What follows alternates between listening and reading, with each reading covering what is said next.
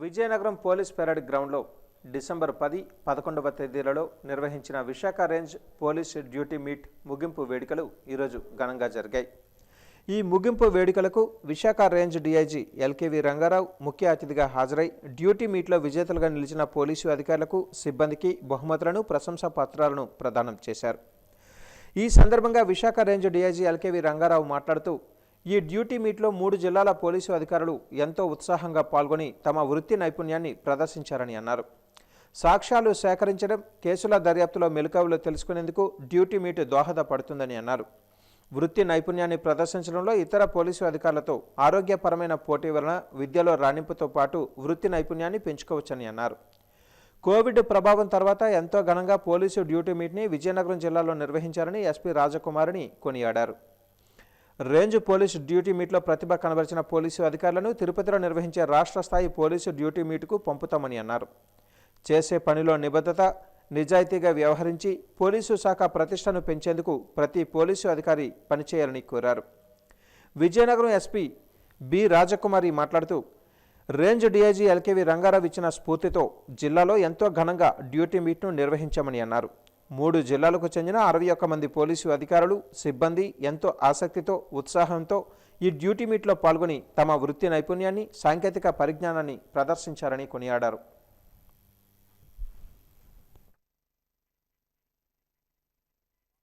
పెట్టి ఒక జిల్లా టీంని ఇక్కడికి నామినేట్ చేయడం అవసరం. అలాగే రేంజ్ టీంను రాష్ట్ర స్థాయికి వెళ్తుంది, రాష్ట్ర టీం మళ్ళా దేశ స్థాయికి వెళుతుంది. ఇంతకుముందు దేశ స్థాయిలో కూడా మనకి ప్రైజులు వచ్చినటువంటి సందర్భాలు చాలానే ఉన్నాయి. కాబట్టి ఇప్పుడు ఏదైతే టీం విన్ అయిందో ఈ టీము మరి రాష్ట్ర స్థాయి దాటి జాతీయ స్థాయికి కూడా వెళ్ళాలని చెప్పి నేను మనస్ఫూర్తిగా అభిలషిస్తున్నాను. మీరు మంచి ప్రొఫెషనలిజం అన్నది ప్రతి చోట కూడా చూపించి ఇంకా ఇంప్రూవైజ్ చేసి అవసరమైతే మీ ఎస్పీ గారిని టైం అడిగి మీరు నాలెడ్జ్ కొద్దిగా ఎన్హాన్స్ చేసుకుని మరి రాష్ట్ర స్థాయి, జాతీయ స్థాయి పోటీలో పాల్గొనాలని చెప్పి మనసారా కోరుకుంటూ, అడిగిన మన 10 సంవత్సరాల క్రితం ఇక్కడ డిఐజీ ఎవరంటే మీలో సగం మంది చెప్పలేరు, సగం మంది 99% చెప్పలేరు. అలాగే ఎస్పీ కూడా, ఇక్కడ ఎస్పీ 10-15 సంవత్సరాల క్రితం ఎవరున్నారంటే ఎవరు చెప్పలేరు. అంటే మనం ఎప్పుడు చేస్తామో అప్పుడు మాత్రమే ప్రజలు మనల్ని గుర్తుపెట్టుకుంటారు. తర్వాత కాలం ఎక్కువ ఎవరు కూడా గుర్తుపెట్టుకోలేరు. అది కష్టమైనటువంటి విషయం, మానవ ప్రవృత్తికి విరుద్ధమైనటువంటి విషయం ఫ్రాంక్గా చెప్పాలంటే. కాబట్టి మనం అక్కడ పనిచేస్తున్నప్పుడు, ఎక్కడైతే పనిచేస్తున్నామో అక్కడ ఆ సమయానికి ఇంతకన్నా మంచిగా ఎవరు చేయలేదు అనుకునేలాగా ఉద్యోగ ధర్మాన్ని నిర్వహించాలన్నది నా కోరిక. మహారాజా సంస్కృత కళాశాల ఆవరణలో శుక్రవారం వేద సభా వేదిక శంకుస్థాపన కార్యక్రమం శాస్త్రోక్తంగా జరిగింది. అంతకుముందు కళాశాలలో ఉన్న వేదమత విగ్రహానికి పూలమాలలు వేసి పూజలు నిర్వహించారు. కళాశాల ప్రిన్సిపల్ డాక్టర్ పి స్వప్న హైందవే ఆధ్వర్యంలో జరిగిన ఈ కార్యక్రమంలో కళాశాల అధ్యాపకులు, విద్యార్థులు అధిక సంఖ్యలో పాల్గొన్నారు. వేదానికి ఎంతో ప్రతిష్టాత్మకమైనటువంటి స్థానం కలిగి ఉన్నటువంటి ప్రదేశం ఇది ఆనాటి మహారాజులు 1860లో స్థాపించారు. 1957 నుండి ప్రభుత్వ అధీనంలో నడుస్తూ ఉంది. ఇక్కడ ఋగ్వేదం, యజుర్వేదం, సామవేదము అభ్యసించే విద్యార్థులు ఉన్నారు. ఆ మధ్య 5 ఏళ్ళు కళాశాలలో విద్యార్థులు లేకపోవడం, తర్వాత ఇప్పుడు 150 మంది విద్యార్థులు చేరడం చేత అధికారులు, ప్రజాప్రతినిధులు ఈ యొక్క కళాశాలను సందర్శించినప్పుడు వేదాలు కూడా ఉండాలి అని వారు తెలియచేసినప్పుడు నేను చాలా కృషి చేశాను. ఈ సంవత్సరము వేదం అంటే 12 సంవత్సరాలు కాబట్టి స్మార్తం కూడా పెట్టి చూద్దాం 3 ఏళ్ల కోర్సుగా అని చెప్పి అన్నారు. దాంతో విద్యార్థులు చాలామంది ఎన్రోల్ అయ్యారు. ఋగ్వేదం, యజుర్వేదం, సామవేదాన్ని మళ్ళీ నింపుతారు కాబట్టి ఆ యొక్క వసతి ముందు విద్యార్థులు చదువుకోవడానికి తరగతి గది అవసరం కాబట్టి ఆ సంప్రదాయబద్ధంగా ఊర్లో ఉన్న ప్రజలందరి యొక్క సహకారంతో దీన్ని ఎటువంటి గ్రాంట్ లేదు, దీనికి అందరూ పెద్దలందరూ భారతీయ సంస్కృతి సంప్రదాయ వారసులందరినీ నేను సవినయంగా కోరుకుంటున్నాను. మీరు వస్తు రూపంలో ఈ కళాశాలకు, ఈ పర్ణశాల పునర్నిర్మాణానికి నాకు సహకరించి మరి 200 సంవత్సరాల ఘన చరిత్ర కలిగిన ఈ కళాశాల యొక్క వైభవాన్ని, ఉన్నతిని ముందుకు తీసుకువెళ్లే దానిలో ప్రతి ఒక్కరూ సహకరించవలసిందిగా ప్రార్థన. గ్రామీణ బ్యాంకుల ఉద్యోగుల సమస్యలు పరిష్కరించాలని కోరుతూ గ్రామీణ బ్యాంకు ఉద్యోగుల శుక్రవారం అఖిల భారత regional rural bank employees union పిలుపు మేరకు స్థానిక జిల్లా ప్రాంతీయ కార్యాలయం వద్ద ధర్నా కార్యక్రమాన్ని నిర్వహించారు. ఈ సందర్భంగా Vizianagaram officers association RS Manikanta మాట్లాడుతూ కేంద్ర ప్రభుత్వ ఆదేశాల మేరకు అన్ని స్థాయి ఉద్యోగాలు భర్తీ చేయాలని అన్నారు. స్టేట్ బ్యాంకు వారి ప్రమేయం లేకుండా మిత్రా కమిటీ సిఫార్సుల మేర మానవ శక్తి విధానం ఉండాలని కోరారు. సిబ్బందికి కలుగజేస్తున్న రుణ సౌకర్యం మరింత పెంచి వడ్డీ రేట్లు తగ్గించాలని కోరారు. టెంపరరీ మెసెంజర్లను రెగ్యులరైజ్ చేయాలని అన్నారు. స్పాన్సర్ బ్యాంకు సిబ్బందికి ఇస్తున్న అన్ని సదుపాయాలను ఆర్ఆర్బీ సిబ్బందికి గుర్తింపు చేయాలని అన్నారు. తమ న్యాయపరమైన డిమాండ్ల సాధనకు కృషి చేయాలని కోరారు. ఈ కార్యక్రమంలో employees union regional secretary RS Madhusudan Rao, KV Srinivasarao, Gangaraju, Murali, Krishna, Kashi Vishwanath మరియు రీజన్లో గల 63 శాఖల సిబ్బంది పాల్గొన్నారు.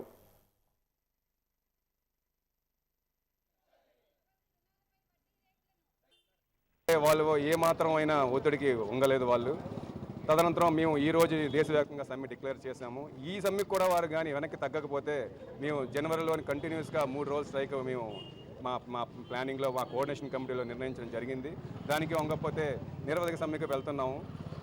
ఈ గ్రామీణ బ్యాంకులు స్పాన్సర్ బ్యాంకులా కాదండి, ఇవి గ్రామాల్లో ఉన్న ప్రజల కోసం. మన గాంధీ గారు చెప్పినట్టే మనవి పంచాయతీ రాజ్ చాలా స్ట్రాంగ్గా ఉండాలి. మన జగన్ గారు కూడా అదే రీతిలో ఉన్నారు. ఇప్పుడు మన పంచాయతీ రాజ్ స్ట్రాంగ్ చేయాలంటే గ్రామాల్లో ఉన్న పబ్లిక్ స్ట్రాంగ్గా అవ్వాలి, వారికి సేవలు సవ్యంగా అందాలి. బ్యాంకులు పక్కనే ఉన్న పక్క రాష్ట్రాల్లో ఉన్న చైతన్య గోదావరి బ్యాంకు, అదర్ గ్రామీణ బ్యాంక్స్లో ఉన్న ఈ టెంపరీ మెసెంజర్స్ అంటే మాతో పాటు సమానంగా మాతో పాటు సమానంగా వస్తారు, మాతో పాటు ఇంకా వెనకనే వెళ్తారు. ఎందుకంటే ఒక వెన్నుముక లాంటి బ్యాంక్ మెసెంజర్ లాంటి అలాంటి మెసెంజర్కి రెగ్యులరైజేషన్ చేయడానికి చాలా లాభసార్లు అన్ని ఆలోచించుకుంటున్నారు. కానీ వాళ్ళు ఎంత ప్రయత్నించినా దాన్ని అవుట్ సోర్సింగ్ అని ఒక ప్రైవేట్ కంపెనీకి ఇచ్చేసి మళ్ళీ ఇచ్చారు.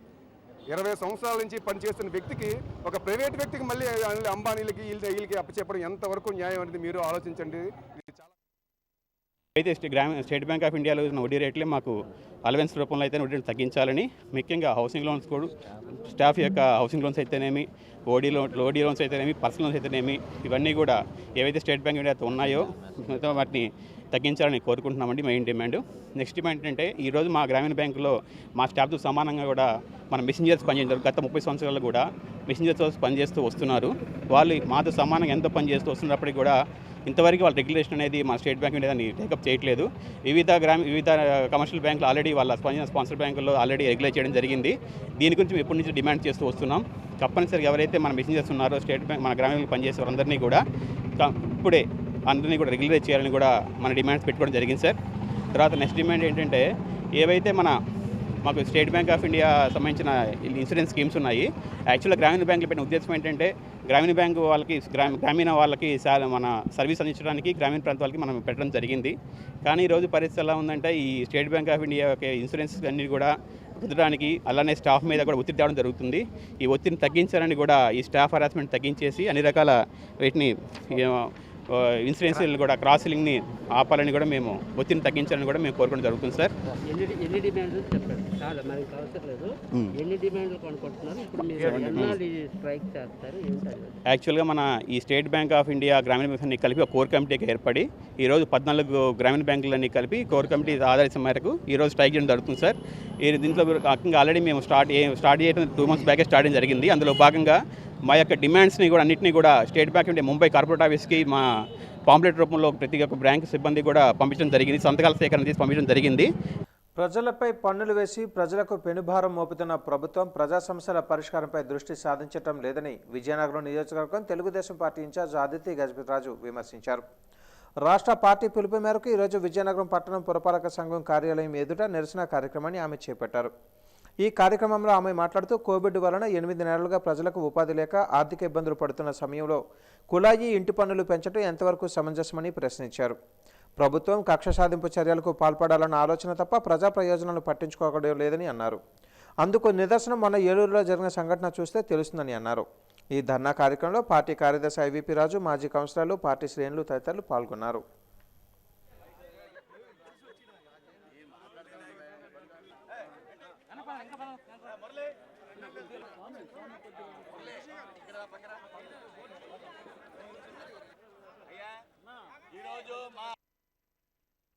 పన్నుల విషయంలో అయితేనేమి, త్రాగునీరు విషయంలో అయితేనేమి ఎక్కువ ట్యాక్సులు పెంచేశారు. అలాగనే ఇప్పుడు సోదరులు చెప్పినట్లుగా లిటిల్స్కి కూడా ట్యాక్స్లు వేయడం అంటే చాలా తప్పని సరికాదని చెప్తున్నాము. అలాగనే మరి మధ్యతరగతి కుటుంబీకులు అందరికీ కూడా చాలా భారంగా ఉంది. నిత్యావసర వస్తువులు అయితేనేమి, అందులోకి కరోనా టైం, సంవత్సరం నుంచి కరోనా టైంలో ప్రజలందరూ చాలా ఇబ్బంది పడుతున్నారు.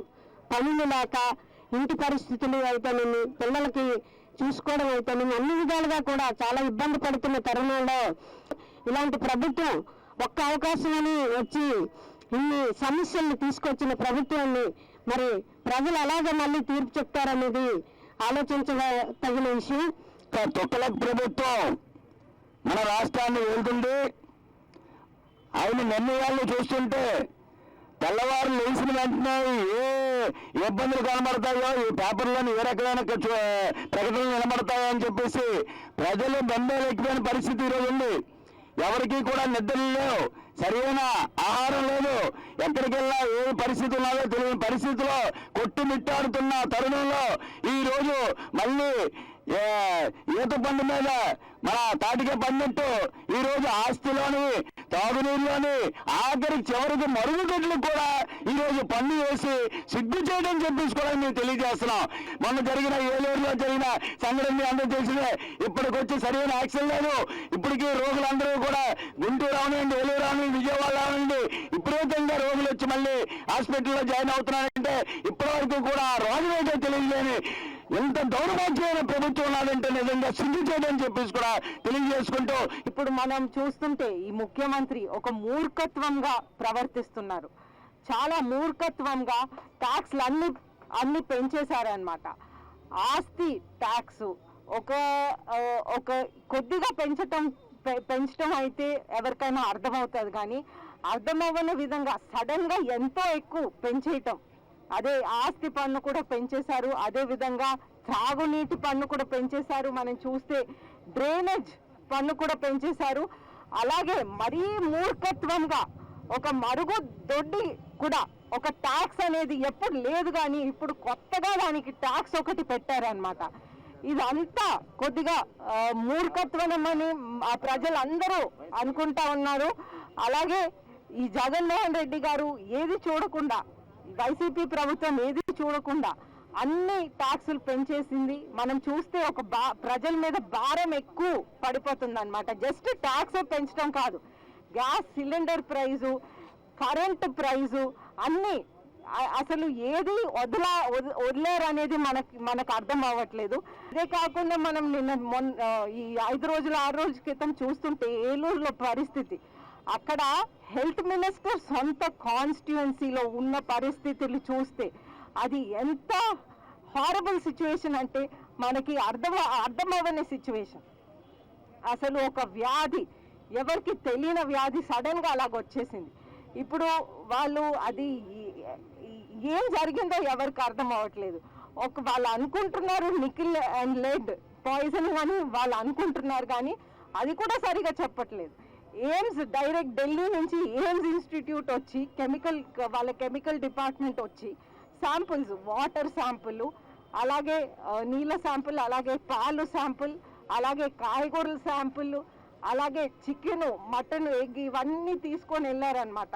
శాంపుల్స్లో ఏమి ఎక్కడ దొరుకుతుందని చూసుకోవటానికి. అంటే మన స్టేట్ గవర్నమెంట్ అది కూడా చేయలేదా? అది కూడా ఎయిమ్స్ వాళ్ళు వచ్చి చేయాలా? వరల్డ్ హెల్త్ ఆర్గనైజేషన్ కూడా దీంట్లో దిగిపోయింది, అది కూడా మన స్టేట్ గవర్నమెంట్ చేయలేదు. వరల్డ్ హెల్త్ ఆర్గనైజేషన్, ఎయిమ్స్ వీళ్ళందరూ దిగిపోయి వాళ్ళందరూ చేయాలన్నమాట. ప్రభుత్వం ఎంత మూర్ఖత్వం, ఎంత వేస్ట్, దేనికి రాని ప్రభుత్వం ఉంది ఇప్పుడు. కాబట్టి ప్రజలందరూ వాళ్ళు చేసింది గమనించాలి. ప్రజలందరూ ముందుకొచ్చి వాళ్ళు కూడా వాళ్ళ ఒపీనియన్స్ కేవలం మాకే చెప్పకుండా ఓపెన్గా మాట్లాడాలనేది మేమందరం కోరుకుంటా ఉన్నాం. విజయనగరం జిల్లా గజపతి నగరంలో డాక్టర్లు సమ్మె చేస్తూ తమ నిరసనను వ్యక్తం చేశారు. కేంద్ర ప్రభుత్వం తీసుకున్న వ్యతిరేక నిర్ణయాల కారణంగా ఈరోజు బంద్ పాటిస్తున్నామని, ఎమర్జెన్సీ కేసులు తప్ప మిగతా కేసులు చూడమని స్పష్టం చేశారు. ఇటీవల కేంద్ర ప్రభుత్వం ఆయుర్వేద డాక్టర్లు 58 రకాల సర్జరీలు చేయవచ్చు అంటూ తీసుకున్న నిర్ణయాన్ని తాము వ్యతిరేకిస్తున్నామని, ఎంబీబీఎస్ చేసిన డాక్టర్లే పరిమితంగా 4 రకాల సర్జరీ చేస్తున్నారని, అటువంటిది ఆయుర్వేద డాక్టర్లు 58 రకాల సర్జరీలు ఎలా చేయగలుగుతారని అన్నారు. అందులో ఏమైనా ఇబ్బందులు ఎదురైతే ఏ విధంగా ఎదుర్కొంటారో తెలియజేయాలని చెప్పారు. ఇటువంటి విధానాల వల్ల సులభంగా ప్రతి ఒక్కరూ డాక్టర్ అయిపోవచ్చని, దీనివల్ల ప్రజలకు అనేక సమస్యలు వస్తాయని ఆరోపించారు. దీనిని ఇండియన్ మెడికల్ అసోసియేషన్ తరఫున తీవ్రంగా ఖండిస్తున్నామని అన్నారు. ఈ కార్యక్రమంలో డాక్టర్లు బిఎస్ఆర్ మూర్తి, అజయ్ కుమార్, కృష్ణారావు, అరుణకుమారి తదితరులు పాల్గొన్నారు. కారణం ఏంటంటే ఆయుర్వేదిక్ డాక్టర్స్ని మోడర్న్ మెడిసిన్లో మిక్స్ చేయడం కోసం. ఆయుర్వేదిక్ డాక్టర్స్ చాలామంది ఇప్పటికీ ఓపీలు చూస్తున్నారు. వాళ్ళ వల్ల ఎవరికి పెద్ద ఇబ్బంది లేదు, కొంతవరకు చిన్న ఓపీ చూడడం వల్ల ఇబ్బంది లేదు. కానీ 50 సర్జరీలకు వాళ్ళకి అలౌ చేయడం మాత్రం చాలా రిస్క్. ఇప్పటికే మనం టీవీలో ఆల్రెడీ మీ మీడియా మిత్రులందరికీ తెలుసు, ఎంతోమంది ఫేక్ డాక్టర్స్ 10th డిగ్రీతోనూ అంటే ఇంటర్తోనూ పెట్టుకుని అది ఫేక్ డిగ్రీస్ పెట్టుకుంటున్నారు, MBBS అని డిఫరెంట్ డిగ్రీస్ పెట్టుకుని ప్రాక్టీస్ చేస్తున్నారు. అవి చాలామంది రోజు కూడా చూస్తాం. మొన్న హైదరాబాద్లో ఒకటి చూస్తాం, ఆయన ఒక నీళ్ళు 50 సిజేరియన్స్ చేశారని. ఇంకా అటువంటి గవర్నమెంటే పర్మిషన్ ఇచ్చి BAMS అంటే ఆయన BAMS చేసాడో చేయలేదో తెలియదు. ఎందుకంటే ఆయుర్వేదిక్ డిగ్రీ ఒక రిజిస్ట్రేషన్ అంటూ ఒక పర్టికులర్ ఇది ఉండదు, వాళ్ళకి పర్టికులర్ ప్రాసెస్ కూడా ఉండదు. వాళ్ళు సర్జరీ చేయడం అనేది చాలా దారుణం. ఎంతవరకు చేసినా మరి కాంప్లెక్స్ సార్ ఆల్రెడీ చెప్పారు, అసలు అంటే వాళ్ళు అడగలేదు, అడగకుండా వీళ్ళు పర్మిషన్ ఇవ్వడం దారుణం. ఇంకోటి ముక్త గంటలతో ఖండిస్తున్నాం ప్రభుత్వం చేసిన ఏర్పాటు. 116 సర్జరీస్ అన్నారు. ఈ 116 సర్జరీస్ ఏమన్నా చెప్పాలి కదా, వాళ్ళ కంటిలో ఆపరేషన్ ఏమి తెలుసు కదా. అప్పుడు హోమియోపతి ఎవరు చేసేస్తాం, కంటిలో ఆపరేషన్ క్యాంప్ పెట్టారు. మన మెంటాడ్లోనే పైల్స్ ఆపరేషన్ చేసేవారు ఉండేవారు. ఎంతమంది ఇబ్బంది పడ్డారు, ఎన్నిసార్లు రాంగ్ అయితే మనం చేసాము. మరి కన్నాలు రాంగ్ చేసి మనం ఏం చేయలేము, కన్నాం అన్నాడు. భారతదేశాన్ని విశృంఖలంగా ఇలాగా చేయడం చాలా తప్పు. పురపల్లి మండలం పర్ల గ్రామంలో సచివాలయం శంకుస్థాపన కార్యక్రమం జరిగింది. విజయనగరం ఎంపీ బెలాన చంద్రశేఖర్, విజయనగరం జిల్లా రాజకీయ వ్యవహారాల సమన్వయకర్త మధ్య శ్రీనివాసరావుల చేతుల మీదుగా ఈ కార్యక్రమం జరిగింది. ఈ కార్యక్రమంలో పార్లమెంట్ సభ్యులు బెలాన చంద్రశేఖర్ మాట్లాడుతూ, రాష్ట్రంలో ఎన్నికల ముందు ముఖ్యమంత్రి వైఎస్ జగన్మోహన్ రెడ్డి పాదయాత్రలో ప్రజలు చేపడుతున్న ఇబ్బందులను దృష్టిలో పెట్టుకుని మేనిఫెస్టోలో ప్రతి పేదవాడి సంక్షేమానికి పథకాలు పెట్టి నేడు ఆ పథకాలని అమలు చేస్తున్నారని అన్నారు. ఏ గ్రామంలోనైనా మండల కేంద్రాలకు వెళ్లకుండా ప్రతి గ్రామంలో ఒక సచివాలయాన్ని ఏర్పాటు చేసి అందులో అన్ని విభాగాల ఉద్యోగులను నియమించి అన్ని సమస్యలు గ్రామంలో తీరేటట్లుగా చేశారని అన్నారు. అమ్మఒడి, విద్యా దీవెన, రైతు భరోసా కేంద్రాలు, చేయూత మరియు నాడు నేడు ద్వారా పాఠశాలల అభివృద్ధి అనేక పథకాలను ప్రజలకు అందిస్తున్నారని గుర్తు చేశారు. ఈ కార్యక్రమంలో చీపురుపల్లి మాజీ మండల అధ్యక్షులు ఇప్పిలి అనంతం, మండల పార్టీ అధ్యక్షులు వల్రెడ్డి శ్రీనివాసరావు, జిల్లా అధికారులు, చీపురుపల్లి మండల అధికారులు, వైఎస్ఆర్ పార్టీ నాయకులు, కార్యకర్తలు, అభిమానులు పాల్గొని కార్యక్రమాన్ని విజయవంతం చేశారు. వారం రోజుల క్రితం పశుక్రాంతిని పెట్టి ఏదైతే ఆశ్రయంలో ఉన్న చేతులు ఉన్న మహిళలు 45 సంవత్సరాల నుంచి 56 సంవత్సరాలు ఉన్న మహిళలందరికీ కూడా పశువుల కొనుగోలుకి లోన్ ఇచ్చే కార్యక్రమం చేశాం. మరి నిన్ననే మరి ఏదైతే గొర్రెలకి మేకలు కూడా ఇచ్చే కార్యక్రమం నిన్నే పెద్దలు జగన్మోహన్ రెడ్డి గారు ప్రారంభిస్తారు. మేమందరూ కూడా కలెక్టర్ ఆఫీస్కి వెళ్ళి ప్రారంభోత్సవం చేసుకున్నాం. దానికి సంబంధించి 14 గొర్రెలు, ఒక పొట్టేలు, లేదు 14 మేకలు, ఒక పోతు ఇచ్చి వాళ్ళకి ఏదైతే 18,750 రూపాయలతో పాటు ఉన్నది బ్యాంకు లింకేజ్ ఇచ్చి ఆ లింకేజ్ ద్వారా మీ అందరికీ కూడా వాటిని కొనుగోలు చేసే కార్యక్రమం. దానికి సంబంధించి కొనుగోలు చేయడానికి మరి బ్యాంకర్స్ వస్తారు, అధికారులు వస్తారు, ఇన్సూరెన్స్ ఆఫీసర్లు వస్తారు, వెటర్నరీ డాక్టర్ వస్తారు. దానికి సంబంధించిన వారి ఒక మంచి పశువులు కాదని చెప్పి రాష్ట్ర ప్రభుత్వం తీసుకున్న పన్నుల పెరుగుదల నిర్ణయాన్ని వెంటనే ఉపసంహరించుకోవాలని మాజీ ఎమ్మెల్యే మీసాల గీత డిమాండ్ చేశారు. ఈరోజు పార్టీ కార్యాలయంలో జరిగిన విలేకరుల సమావేశంలో ఆమె మాట్లాడుతూ, గత 2 రోజుల క్రితం ఏలూరులో జరిగిన సంఘటన దృష్టిలో పెట్టుకుని ప్రభుత్వం ప్రజలకు సురక్షితమైన మంచినీరు సరఫరా చేసేలా చర్యలు తీసుకోవాలని కోరారు. రాష్ట్ర ప్రభుత్వం పన్నుల బాదుతూ ప్రజలపై పెనుభారం మోపుతుందని ఆరోపించారు. ప్రభుత్వం వెంటనే స్పందించి పన్నుల పెంపు విషయంపై పునఃపరిశీలన చేసి నిర్ణయాన్ని వెనక్కి తీసుకోవాలని డిమాండ్ చేశారు. ఈ మీడియా సమావేశంలో మాజీ ఎంసీ చైర్మన్ శైలాడ త్రినాథ్, ఎస్ఎన్ఎం రాజు తదితరులు పాల్గొన్నారు. పౌర సదుపాయాలు కల్పించడంలోని ఏదైతే ప్రభుత్వం చూపిస్తున్న అలసత్వం ఉందో దాని తాలూకు ప్రభావం మరి మొన్న ఏలూరులో అది కూడా చూడడం జరిగింది. కాబట్టి తాగునీటికి సంబంధించి కానీ, శానిటేషన్కి సంబంధించి కానీ, అదేవిధంగా లైటింగ్ కూడా ముఖ్యమైనది. అయితే మరి చాలా చోట్ల వాటర్ కంటామినేషన్ అవ్వడానికి దానివల్ల ఇటువంటి ప్రాబ్లమ్స్ అన్నీ రైజ్ అవుతున్నాయని అనేది ఇప్పుడు వస్తున్న మాట. అయితే అది వాస్తవాన్ని గతం నుంచి ఒప్పుకున్న మాట.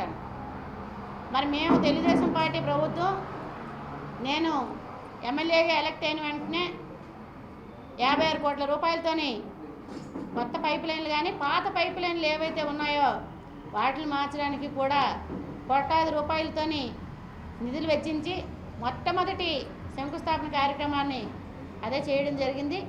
చాలా మటుకు అవన్నీ కూడా మార్చడం కూడా జరిగింది. ఎస్ఎఫ్టీ బట్టి పన్నుని పెంచుతామనేసి చెప్పి ప్రభుత్వం ఈరోజు చెప్తుంది.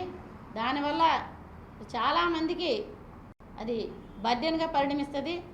కొంతమంది ఏదైనా చిన్న స్థలం ఉన్నా కూడా ఏదో ఒకలాగా ఒక నివాసయోగ్యంగా కానీ లేకపోతే చిన్న షాపు ఏదో ఒకటి పెట్టుకుని దాని మీద వచ్చే అద్దెలతోని కాలం గడుపుకుంటూ ఉండేవాళ్ళు కానీ సీనియర్ సిటిజన్స్ కానీ చాలామంది ఉంటారు.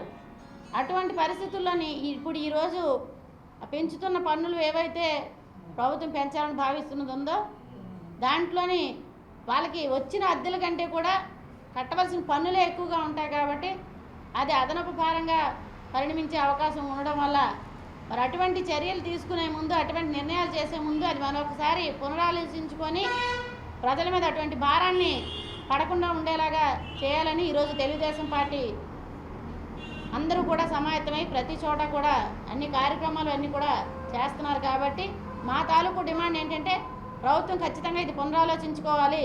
ప్రజలకి ఇబ్బంది లేకుండా చక్కగా పీస్ఫుల్గా హాయిగా పన్నులు కడుతున్నాము అని అంటే కడుతున్నామని దర్జాగా పన్నులు కట్టగలిగేలాగా ఉండాలి, కానీ అది బర్డెన్లా కట్టగలిగేలాగా కాదని అనేది మాత్రం మరి మేము డిమాండ్ చేస్తూ నాడు నేడు పన్నులను యుద్ధ ప్రాతిపదికన పూర్తి చేయాలని డీఈఓ నాగమణి ఆదేశించారు.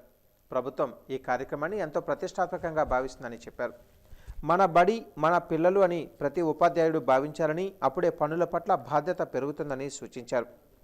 కలెక్టరేట్లో నాడు నేడు పన్నులపై ఆమె సమీక్ష నిర్వహించారు. ఈ సందర్భంగా డీఈఓ జి నాగమణి మాట్లాడుతూ నాడు నేడు కార్యక్రమం క్రింద జిల్లాలో తొలి విడతగా 1060 పాఠశాలలను ఎంపిక చేశామని అన్నారు.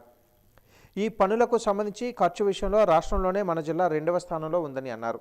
సుమారు 125 కోట్ల రివాల్వింగ్ ఫండ్లో ఇప్పటివరకు 115 కోట్ల రూపాయలు ఖర్చు చేసినట్లుగా తెలిపారు.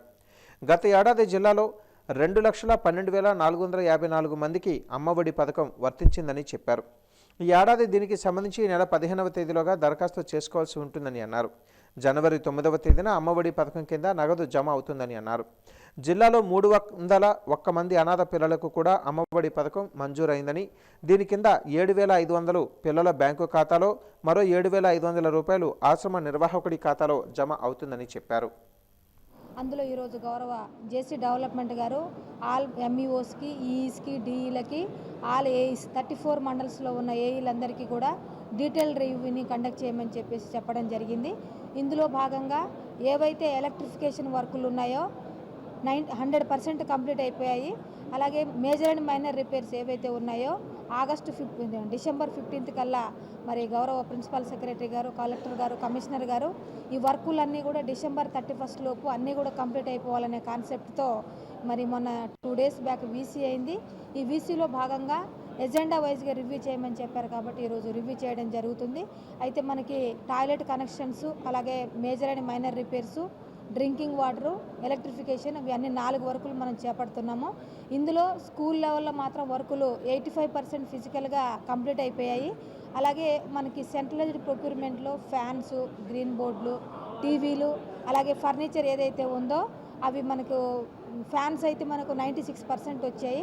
మైనర్ రిపేర్సు, అలాగే ఎలక్ట్రిఫికేషన్, డ్రింకింగ్ వాటర్ వర్కులని అన్నీ కూడా డిసెంబర్ 31 కల్లా నాడు నేడులో ఏవైతే 1060 స్కూల్స్ ఉన్నాయో అన్ని వర్కులు కూడా కంప్లీట్ చేయాలని చెప్పేసి చెప్పడం జరిగింది. కాబట్టి ఈరోజు పార్టీలో చిన్న చిన్న సమస్యలు ఉంటే పార్టీలో పెద్దలకు చెప్పి సమస్యలు పరిష్కరించుకోవాలి తప్ప ప్రత్యేకంగా పార్టీ కార్యాలయం పెట్టడం సరికాదని తెలుగుదేశం పార్టీ మాజీ కౌన్సిలర్లు తమ అభిప్రాయాన్ని వ్యక్తం చేశారు. క్రమశిక్షణకు మారుపేరైన తెలుగుదేశం పార్టీలో ఇటువంటి కలహాలు రావడం వలన పార్టీ క్యాడర్ ఇబ్బంది పడుతుందని మాజీ municipal vice chairman Kanakala Muralimohan అన్నారు. గత 2 రోజులుగా విజయనగరం నియోజకవర్గంలో తెలుగుదేశం పార్టీ అంతర్గత పోరుపై మీడియా సమావేశం పెట్టి స్పందించారు. రాష్ట్ర పార్టీ నిబంధనల మేరకు నిర్ణయాలు తీసుకోవాలి తప్ప సొంత నిర్ణయాలు తీసుకోకూడదని హితవు పలికారు. 2014వ సంవత్సరంలో మీసాల గీతకు టికెట్ ఇప్పించింది అశోక్ గజపతి రాజా అన్న విషయం మరవకూడదని అన్నారు. ఈ మీడియా సమావేశంలో మద్దాల ముత్యాలరావు, రొంగళి రామారావు, కొండ్రు శ్రీనివాసరావు, గేదెల ఆదిబాబుతో పాటు మాజీ కౌన్సిలర్లు, పార్టీ నాయకులు పాల్గొన్నారు. కార్యాలయం ఓపెన్ చేసిన దాంట్లో ఒక ముఖ్య ఉద్దేశం అయితే చెప్పడం జరిగింది. లాక్డౌన్లో తాళాలు వేసున్నారు కాబట్టి మేము కార్యకర్తల కోసం వ్యవహారం కోసం మేము పెట్టడం జరిగింది కార్యాలయం చెప్పడం జరిగింది. ఇదైతే ఆరోగ్య సేతులో మన కంటోన్మెంట్ ఏరియా అంతా కలిపి రెడ్ జోన్ పెట్టేటప్పుడు ఇంచుమించు 3000 మంది ఆరోగ్య సేతులో ఉంటే 300 మంది వరకు ఈ ఏరియాలో ఉండడం వలన అశోక్ గెహ్లోట్ మన పార్టీ నాయకులు ఏ ఉద్దేశం అంటే మనకి అలాంటి ఉద్యోగం రాకూడదు, మన కార్యకర్తలు కానీ మన నాయకులు కానీ అలాంటి ఉద్దేశం రాకూడదు ఉద్దేశంతో లాక్ చేయడం జరిగింది తప్ప ఇంకో ఉద్దేశం కాదని మొన్న కూడా ఆయన చెప్పడం జరిగింది. ఇది దాన్ని ఇంకో రకంగా చూపించి కార్యకర్త మేలు చేద్దాం ఆలోచన ఉంటే ఎలాగైనా చేయొచ్చు, ఫోన్ ద్వారా చేయొచ్చు, ఇంకో రకం చేయొచ్చు. ఈ రకమైతే నాకైతే నా వ్యక్తిగతంగా అయితే అనిపించింది ఇది కరెక్ట్ కాదు. ఈ ఒక పార్టీ సిద్ధాంతాలు, ఒక పార్టీ నాయకత్వం మీద, ఏకనాయకత్వం మీద ఇప్పుడు ఉన్నటువంటి ఇటువంటి దీన్ని మిగతా నాయకులు చెప్పుకోవాలి. మనకైతే ఏమి లేదు, కానీ మిగతా నాయకులు రకరకాలుగా ప్రజలు కానీ నాయకులు కానీ చెప్పుకుంటున్నారు. అయితే మన ప్రజలకి ఏదైనా మన కార్యకర్త న్యాయం చేద్దని ఏది పెట్టారో నాకు అర్థం కావట్లేదు, కానీ ఇది మటుకు ప్రజల్లో వెళ్తుంది. కాబట్టి ఇలాంటి కార్యక్రమాలు ఫ్యూచర్లో కూడా జరగకన్నా పార్టీ తగిన అన్ని తీసుకుంటుందని నా ఆలోచన. ఆయన నేర్పిన క్రమశిక్షణ విలువలు తెలుగుదేశం పార్టీ తాలూకా నియమ నిబంధనల ప్రకారమే 2014లో తెలుగుదేశం పార్టీలో మీసాల గీత గారు చేరితే ఆ రోజు తెలుగుదేశం పార్టీ కార్యకర్త ప్రతి ఒక్క కార్యకర్త కూడా సైనికుడిలా పనిచేసి గీత గారిని ఎమ్మెల్యేగా గెలిపించడం జరిగింది. ఈ పరిస్థితుల్లో మీరు 5 ఏళ్ల పాటు ఎమ్మెల్యే పదవిలో ఉండి పార్టీలో కానీ అలాగే కుటుంబంలో కూడా ఎన్నో ఆటుపోట్లు వస్తుంటాయి. ఈ పరిస్థితుల్ని మీరు పెద్దల దృష్టికి తీసుకెళ్ళి మీకు ఇక్కడ జరుగుతున్న ఇబ్బందులు ఏమైనా ఉంటే పరిష్కరించుకోవాలో తప్పితే కానీ ఏదో శ్రీకాలిందని కొండ ఎత్తిస్తే అది మన కాళ్ళ మీదకి వస్తుంది.